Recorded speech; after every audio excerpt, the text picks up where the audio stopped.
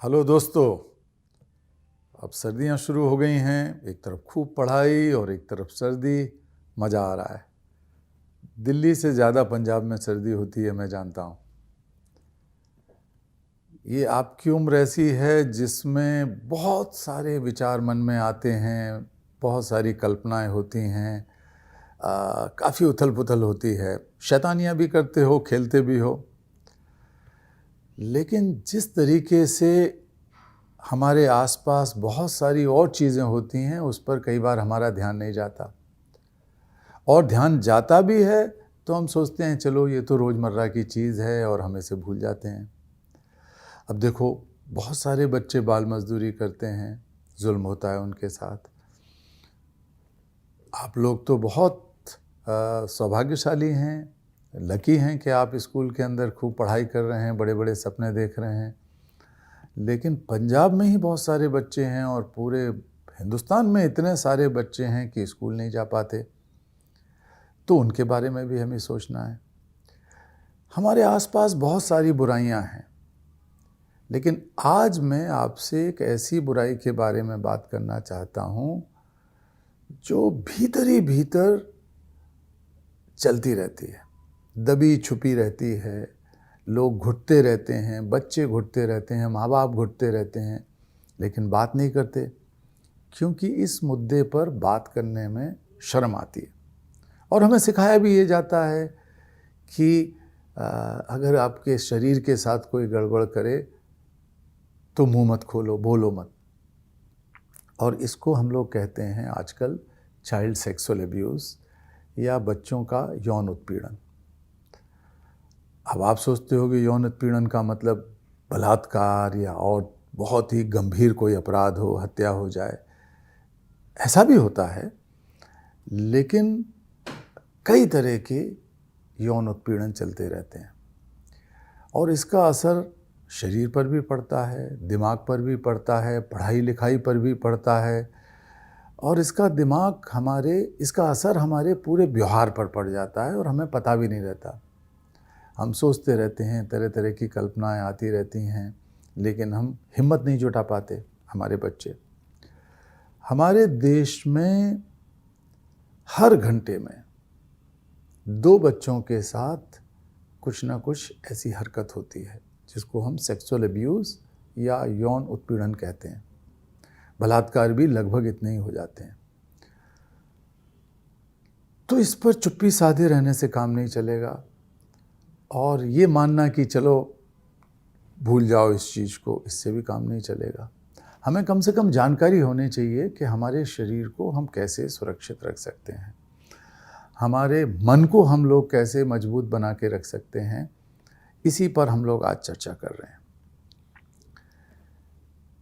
बहुत सारे मामलों में ये देखा गया है कि घर में ही ऐसे रिश्तेदार होते हैं, कई बार चाचा, मामा, ताऊ, पिताजी तक होते हैं, पापा तक होते हैं कई बच्चों के, जो इस तरह की हरकतें करते हैं कि बहुत बुरा लगता है, मन ही मन बुरा लगता है।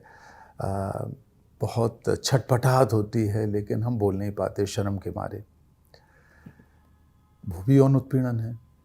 स्कूल के अंदर भी ये होता है। स्कूल में भी हमारे बच्चे सुरक्षित नहीं हैं, पड़ोस में भी सुरक्षित नहीं हैं। तो कहीं ना कहीं इस तरह की गड़बड़ों के शिकार होते रहते हैं। आप लोग सुन के हैरान होंगे कि 10 साल पहले एक रिपोर्ट आई थी, और वो सरकार और यूनिसेफ ने जारी की थी, भारत सरकार ने।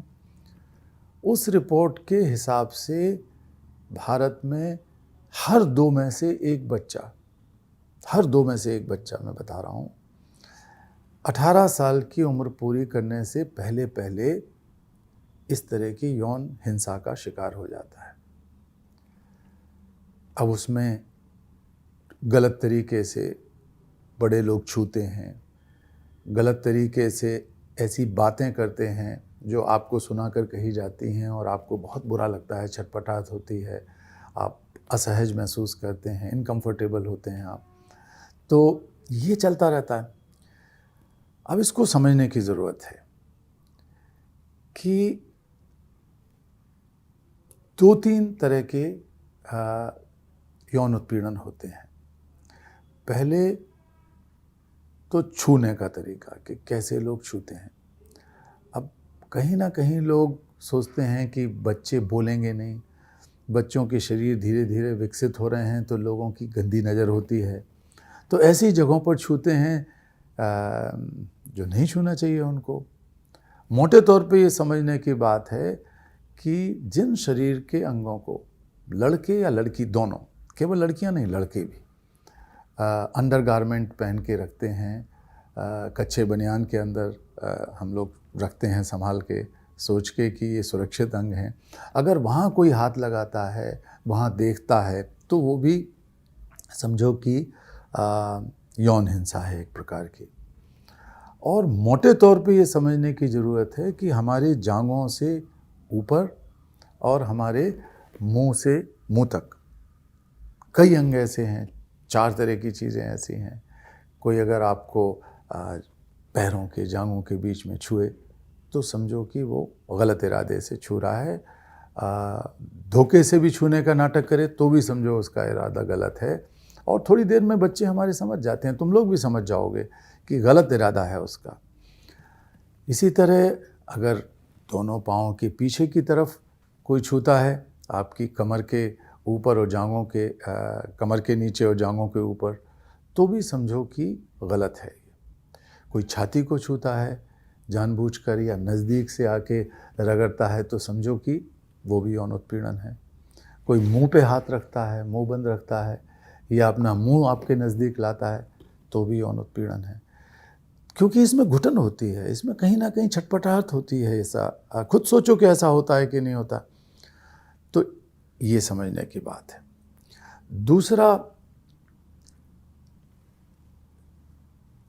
सड़क पे चलते हुए लोग जिस तरह देखते हैं, जिस तरह बोलते हैं, वो भी दूसरी प्रकार का यौन उत्पीड़न है। कई बार एसएमएस में लोग ऐसी चीज़ें भेज देते हैं, फ़ोटो भेजते हैं गंदे।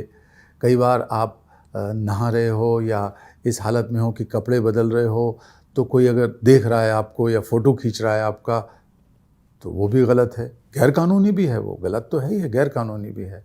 फिर आपको बुरा लगता है, शर्म आती है, आप छुप जाते हो। लेकिन वो जो करने वाला है वो अपराधी है और उस अपराध के खिलाफ आपको बोलना चाहिए। कोई वीडियो बनाने के लिए कहता है कि आओ थोड़ा सा आपका वीडियो बनाएं, तो वीडियो बनाते वक्त वो किस शरीर के हिस्से पर फोकस कर रहा है या किस जगह के फ़ोटो खींच रहा है, ये भी गैरकानूनी है और अनैतिक भी है, बुरा भी है। तो इस पर भी हमें ध्यान रखने की ज़रूरत है कि हम इस तरह का ना फ़ोटो खिंचवाएं या इस तरह के वीडियो अगर कोई बनाता है तो गलत है।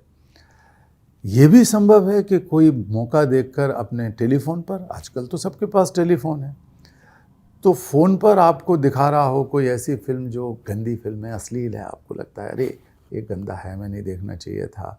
नंगी फिल्में हैं, शरीर के ऐसे हिस्से दिखाते हैं फिल्मों में, आपके ही नहीं किसी और के, तो भी समझो कि वो यौन उत्पीड़न या यौन हिंसा है। इसका हमको विरोध करना चाहिए। अब चूँकि हमें समझ नहीं है उस तरह की चीज़ों की कि कोई एसएमएस भेज रहा है गंदे, कोई व्हाट्सएप भेज रहा है मैसेज, और आपको भी उकसा रहा है कि आप भी मैसेज भेज दो इस तरह के, और अगर आपने कहीं भेजना शुरू कर दिया तो हो सकता है कि जो आपको भेज रहा है वो गलत इस्तेमाल करे उनका, फिर आपको ब्लैकमेल करे। तो इन सब का ध्यान आपको इस उम्र में रखना चाहिए। और एक ऐसी बुराई है हमारे देश में ये कि महामारी जैसी होती है ना, कि हैजा हो जाए, प्लेग हो जाए, जो पहले हुआ करते थे, और मलेरिया होता था पहले, अभी भी मलेरिया चलता है लेकिन कम हुआ है, तो गांव के गांव मलेरिया के शिकार हो जाते थे। तो अब ये देखने में आ रहा है कि घर, स्कूल, व्यापार, बाजार, दुकानें, कोई जगह ऐसी नहीं है जो आपके लिए सुरक्षित हो, और कहीं ना कहीं जान पहचान वाले ही इस महामारी के शिकार हैं और आपको शिकार बना रहे हैं।